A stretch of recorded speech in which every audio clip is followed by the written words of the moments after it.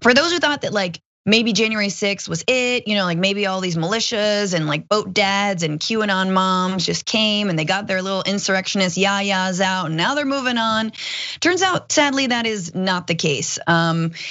Washington's Metropolitan Police Department has recorded threats to lawmakers and public facilities in the wake of the January 6th attack on the Capitol, according to documents made public in a ransomware hack on their systems this month. So the police documents were stolen and published by a ransomware attack group, Babook. And some were redistributed by the transparency organization Distributed Denial of Secrets to various outlets last week, publishing stories based on the data that show intelligence indicating that far-right boogaloo groups plan to attack various targets in the Capitol. So a January 22nd bulletin mentions that in Pennsylvania, a man was arrested after transmitting interstate threats to multiple US senators of the Democratic Party, having stated that he was, quote, going to DC to kill people and wanted to be killed by police. Almost a month later, a bulletin reported that, quote, an identified militia group member in Texas was claiming that if their operation failed at the US Capitol, there was a so-called backup plan involving the group detonating bombs at the US Capitol during the State of the Union. Okay, I guess that's why the State of the Union was just, well, that was the inauguration. Did we have a State of the Union? Maybe that's why we didn't have a State of the Union, Erin. He gave that speech where he talked about his like rollout of the infrastructure plan that was kind of about the American Families Plan, but also about a bunch more stuff. And it was kind of sparsely attended. It was like a school board meeting at the very end of the year when there's like nothing on the agenda, and everyone was wearing masks. It had a really like weird vibe to it, but it was an informational speech as far as presidential addresses go because it gave information about policy goals, which was good. But it wasn't a State of the Union, and it didn't have the pomp that it normally does.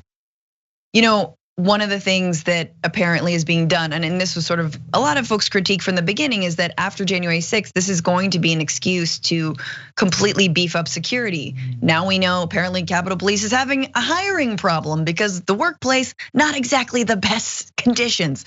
But supposedly the architect of the Capitol, I don't know who this is. Like, are they still alive? It's somebody, but basically someone's being given a giant contract to sort of assess the security risks and how much more of a fortress can we make the Capitol building, et cetera, et cetera. But like the response is always going to be in this country, sadly, more militarization, more police, more barricades, more separation, definitely a crackdown on mostly progressive and left protesters, which happens all the time, every time there's sort of a new attempt to create security protocols and any new policy that always comes down on the backs of progressive folks.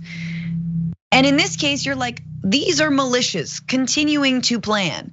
They probably saw January 6th. Sure, they didn't overturn a Democratic election, but honestly, they probably saw it as a success, considering how far they got, and considering that now Republicans aren't really turning their backs on them. They're essentially saying, no, that's fine. Should have happened. Yeah, we were trying to do the same thing through parliamentary rules inside. So yeah, it's fine. Yeah, I mean, any extra security barricades erected around the US Capitol as a result of January 6th, any increased militarization is essentially a monument to what happened on the 6th, which for better or for worse, that's if we're going to increase the militarization of the area around the Capitol, that sucks. I also think that this will be used as an excuse for members of Congress to avoid situations that annoy them. They should absolutely be protected from situations that endanger them. But I think part of being an elected official is, look, you got to talk to your constituents, especially if they're not happy with the work that you're doing and they want to engage you on the work. So I think that I'm worried that some of this will be used, like you implied, to protect members of Congress from ever really having to deal with people that are like, hey, what are you doing? We elected you and this is a priority for me. So I really hope that if there is an increased militarization or police presence around the Capitol to protect against these clearly ongoing threats that are coming from the right, I hope that there is a plan to eventually step it down. once it seems like this threat is starting to diminish, because I believe that public interaction with elected officials is a really important part of the process. And I also think that a lot of our elected officials are completely poisoned by social media because they spend so much time holed up, like looking at their mentions on Twitter. They think that that's real life. And to an extent, it sort of is, except journalists are way overrepresented, bots are way overrepresented. Angry people are way overrepresented. Comedians, which are both bots and angry people at the same time. Exactly, and sometimes they're Russian also.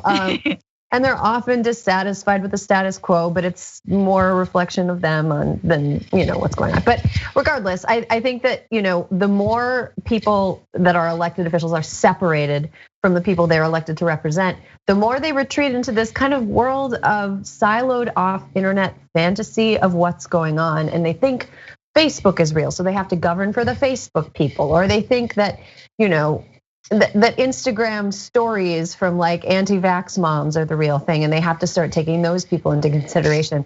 I think that it's very important that in considering the security of officials, it's prioritized that real people and Congress people still interact with each other. Yeah, no, that's a really good point. And it's also like, you can't just, yell into the mail slot of Alexandria Ocasio-Cortez, Representative AOC. Like, you can make an appointment, you can deliver a petition, you can peacefully discuss issues with your elected officials. And that should be the avenue, but you're totally right. It's like, ironically, they're becoming sort of these QAnon moms that they were like almost, attacked by on January 6th. Now they're sort of, further isolating themselves. And I didn't even think about that, but I think you're absolutely right. I'm curious, like there's been a lot of language around, we need a new like war on terror, but for right-wing extremism. And there's a very small percentage of my brain that's like, well, good, because they're actually terrorists. And there's also the larger percent is like, well, you guffed that one up real bad. The war on terror was a failure, and you locked up innocent people and detained people and tortured people. And you ran all kinds of sting operations. The FBI did. Don't do that part. Don't do all the stuff where you like create the threat, because there's threats clearly on the right.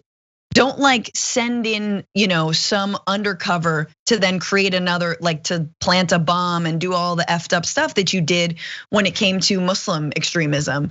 And right-wing extremism, like a lot of stuff in like the 80s and 90s was just right-wing groups trying to bait the government into a violent confrontation. And then that violent confrontation, Ruby Ridge, became fodder for people like Timothy McVeigh.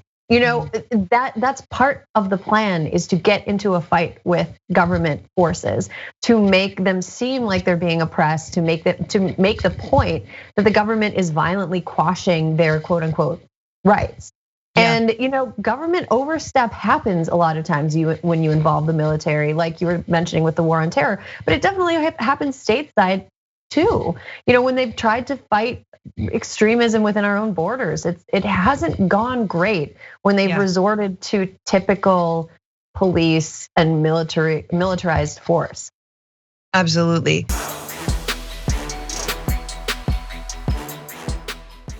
Check out the Damage Report podcast each day, wherever you get your podcasts, whether Pocket Casts or Stitcher or iTunes.